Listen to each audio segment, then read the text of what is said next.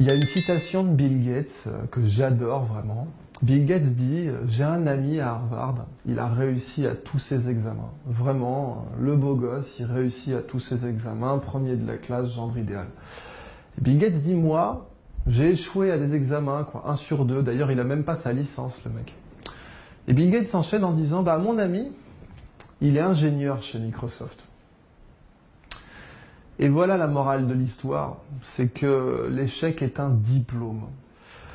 Donc, c'est un des slogans de la Silicon Valley: échoue souvent, échoue tôt, échoue à chaque fois. Dès 84, Steve Jobs était interrogé par François Mitterrand, très belle vidéo où Steve Jobs est interviewé sur FR3 par Christine O'Krent. Et il dit: votre problème en fait en Europe, c'est que chez vous l'échec c'est très grave, alors que nous dans la Silicon Valley on passe notre temps à échouer, quoi. Quand on se casse la figure, on se relève et on recommence. Ça c'est très important. Échouer souvent, échouer tôt, ne pas avoir peur de l'échec. Une psychologue avait fait cette expérience où une mère américaine fait jouer son enfant dans un parc, puis il se casse la figure, et la mère américaine lui dit: mais c'est bien, t'as essayé. Et la mère française lui dit: je t'avais prévenu. Et peut-être que l'équivalent maternel en France, ça serait l'État qui nous prévient que ça va être dur et difficile et que sans lui on pourra rien faire.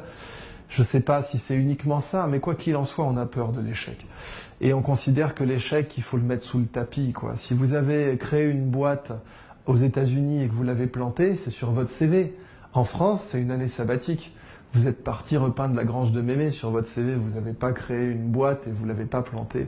Et si vous avez osé planter une boîte et que vous venez voir un investisseur, il vous rendra limite coupable de revenir le voir. Il dira: mais attends, tu me fais perdre mon temps, tu as déjà échoué, tu devrais avoir honte, tu devrais t'auto-censurer. Et c'est pareil pour les profits des gens, des start-upers. La plupart des venture capitalistes en Europe vont investir dans les premiers de la classe. Ils vont regarder le CV, ils vont dire: ouais, ce mec-là est major d'une grande école, c'est lui que je veux. Et c'est dramatique. Vous prenez Pierre Omidyar, le fondateur d'eBay, et son CV était naze par rapport à tous les premiers de la classe qu'il pouvait y avoir dans le système des grandes écoles français. Personne n'a cru en lui en France, il est parti créer eBay aux États-Unis. Ceux qui ont échoué, c'est Steve Jobs, c'est Elon Musk, c'est Bill Gates, c'est les fondateurs de Google qui étaient prêts à vendre Google, personne n'en a voulu à l'époque. Et vraiment, cette idée que l'échec rend plus fort, elle est pérenne aux États-Unis. Elle était présente en France du temps un peu de l'esprit Jules Verne, mais on l'a perdue, probablement avec les 2 guerres mondiales qui nous ont comment dire, rendus pessimistes et fait perdre notre confiance en nous.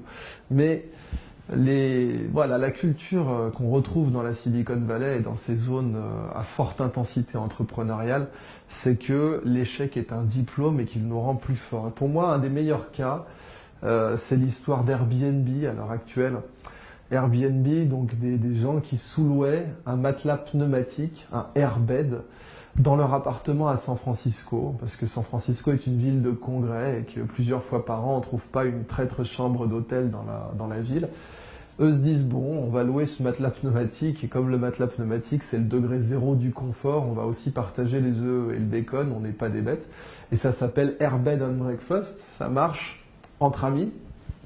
Mais ensuite, ils vont voir des venture capitalistes, et là, ça se corse, parce que c'est complètement ridicule comme idée.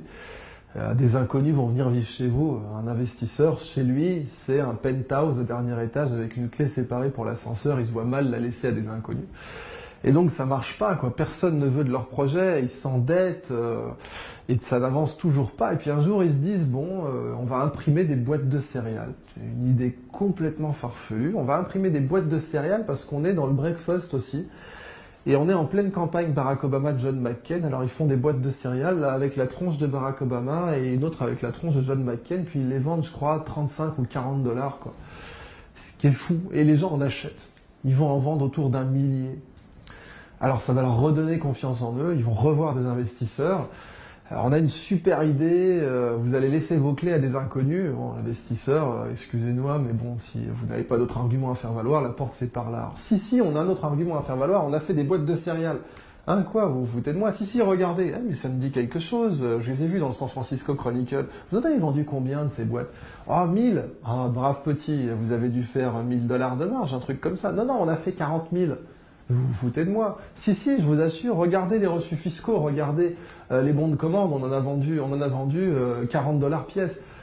Alors là, l'investisseur se pose, réfléchit 5 minutes, sort son chéquier et prononce une parole historique. Écoutez les gars, votre projet, j'y crois pas du tout. Par contre, si vous êtes prêt à vendre 40 $ des boîtes de céréales qui en valent 2,50, j'investis. Et c'est comme ça qu'Airbnb est allé sur orbite. Plein de gens essayaient de faire comme eux, mais eux sont ceux qui sont prêts à aller, qui ont été prêts à aller jusqu'au bout, à accumuler des tonnes et des tonnes et des tonnes d'échecs sans se considérer coupables. Et ils diront, il faut savoir être un céréal entrepreneur. Parce que vous êtes un céréal entrepreneur quand vous êtes prêt à imprimer des boîtes de céréales pour financer votre projet. Quand l'échec ne vous fait pas peur, quand vous n'êtes pas avec votre bonnet d'âne, quand vous avez complètement, vous vous êtes décomplexé de l'échec et que quand quelqu'un vous dit « Ah, tu devrais avoir honte de revenir après un échec », vous lui dites « Et alors ?» L'échec est un diplôme.